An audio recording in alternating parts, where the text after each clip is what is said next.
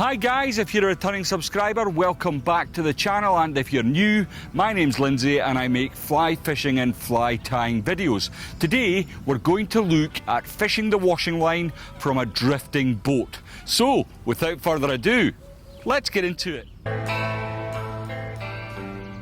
Today we are taking a deep dive into a much loved fly fishing technique called the washing line. It's a versatile method and employed by both competition and pleasure anglers to great effect. Whether you're a seasoned angler or a beginner looking to up your game, this method is a must-have tactic. I have made videos about this method in the past, but not from a drifting boat where other variables are in play. You might well have fished this method intuitively already. There are many variations to this technique though, and we will look at them in some detail during the course of this video. The washing line, put into the simplest of terms, is fishing a buoyant fly on the point of a 3 or 4 dropper cast, whilst fishing other patterns such as nymphs and buzzers up, presenting the flies like a washing line.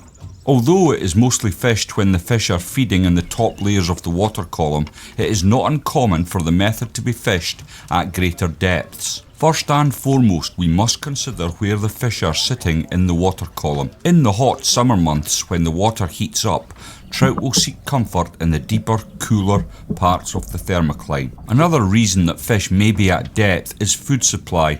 An example of this is Daphnia feeding. These small creatures move up and down in the water column, and often the trout will follow them.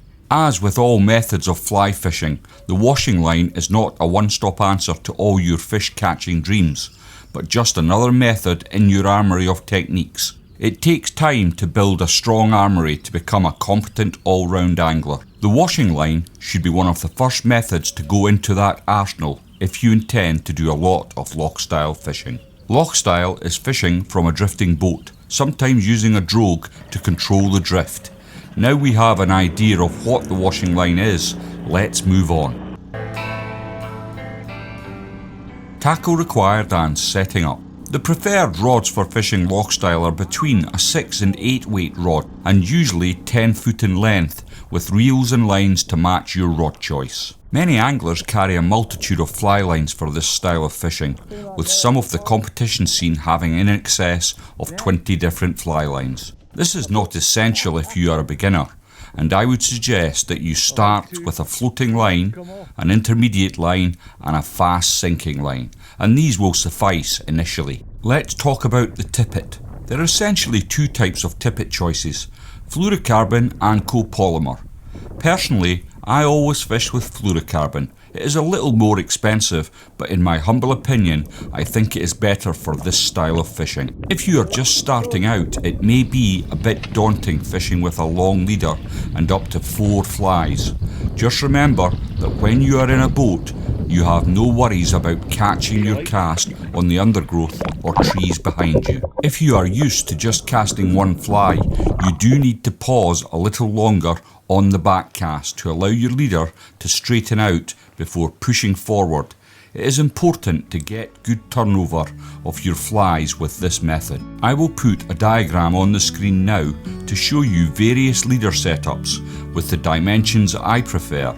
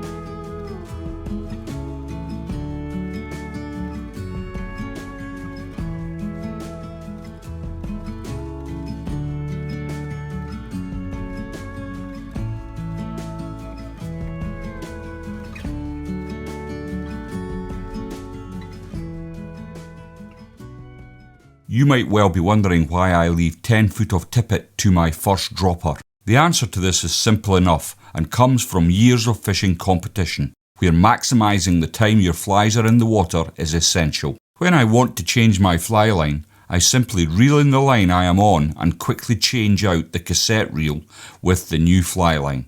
I can then sweep my rod tip through the surface of the water and be back fishing. This takes only 1 to 2 minutes to do, maximising your fishing time. Although this is not as important when pleasure angling, a change of line on any given day can be time sensitive during a hatch, for example. So having the ability to change lines quickly will certainly help to increase your catch rate.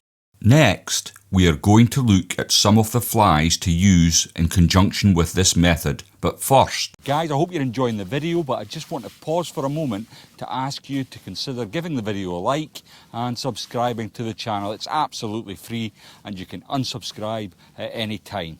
That said, let's jump straight back in. Choosing the right flies can make all the difference. Fly choice will boil down to a few factors: time of year and what the fish are feeding on. There are clearly two types of flies required for this method: your buoyant flies and the flies you intend to hang off the washing line. Let's first talk about the supporting fly, which is typically a booby fly or a fab. Don't just limit yourself to these two choices though, as other patterns are available, such as deer hair muddlers or even a foam-bodied daddy longlegs to use for the washing line.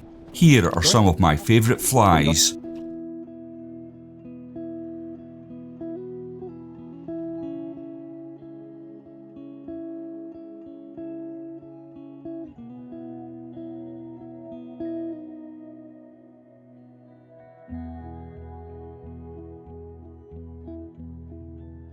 The next thing to consider is what we are going to hang on our washing line. If you thought there was a wide choice of flies for the buoyant fly, then the selection available to fish alongside those will blow your mind. The key here, of course, is to consider what effect you're trying to achieve. What I mean by this is, where do you want your flies to be sitting and how do you want them to behave? I might select a larger-eyed booby on the point if I was fishing a team of varnished buzzers to help keep them higher in the water column. If I want to fish really high in the water column, I could fish with a booby on the point and another on the top dropper. The permutations are extensive and far too many to go into in this short video. Safe to say, if you have a picture in your mind's eye where you would like your flies to fish and then experiment with different patterns, you will get the desired effect. Here are some of my favourites for hanging off the washing line.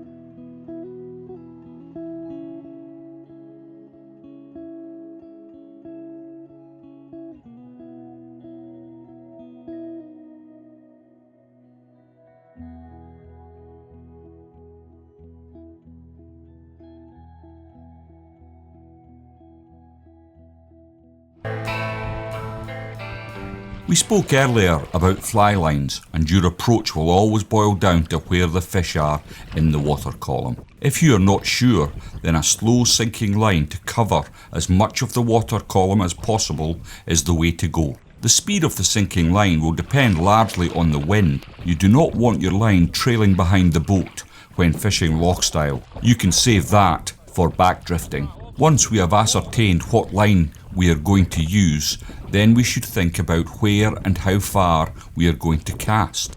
First of all, the where. I like to cast out at a 45-degree angle to the boat. As a general rule, fish will be swimming up the wind when on the fin, so casting your flies out at this angle will give you the maximum opportunity for a fish to see and take one of your flies. Now, let's discuss the distance you are casting. I have shared boats with literally hundreds of different anglers, and very few think about the effect that distance has on their presentation. If you cast short, your flies will stay much higher in the water. If the fish are in the upper layers, there is little point in casting your whole fly line. For one, you may well be spooking fish that you could be targeting with unnecessary casting. Not only that, but you will, after the first 10 to 20 feet, be fishing under the bulk of the fish. There is another method, that can be super effective, which involves popping your point fly. This can often result in a fish locking onto the buoyant fly, and you will get a bow wave behind it, so it always pays to pay attention. You can achieve this popping motion by using quick strips or the roly-poly retrieve. You may well have to make several fly changes before you crack the code. Okay, here are 5 tips that are going to maximise your chances. Number 1. When the fish are high in the water, cast short. If you feel they are deeper, cast further, giving the cast time to sink. Number 2. Don't stick to a plain old retrieve. Mix it up and vary your retrieve until you find out how the fish wants the flies presented. Number 3. Shortening your tippet to the first fly will ensure the fly line affects your flies. You might want to do this if you are fishing with sink tip lines. Number 4. Don't be afraid to change your fly patterns. You might not get it right the first time. Number 5. Last but not least, concentration. If you want to catch more fish, you must fish with intensity, clarity and focus. A last word. In conclusion then, this is a highly efficient way of finding fish when fly fishing from a drifting boat. Of course, it's not the only way to catch trout, but it should be an essential part of your armoury. Don't forget to leave the video a like if it has been of some use, and I will see you all in the next one.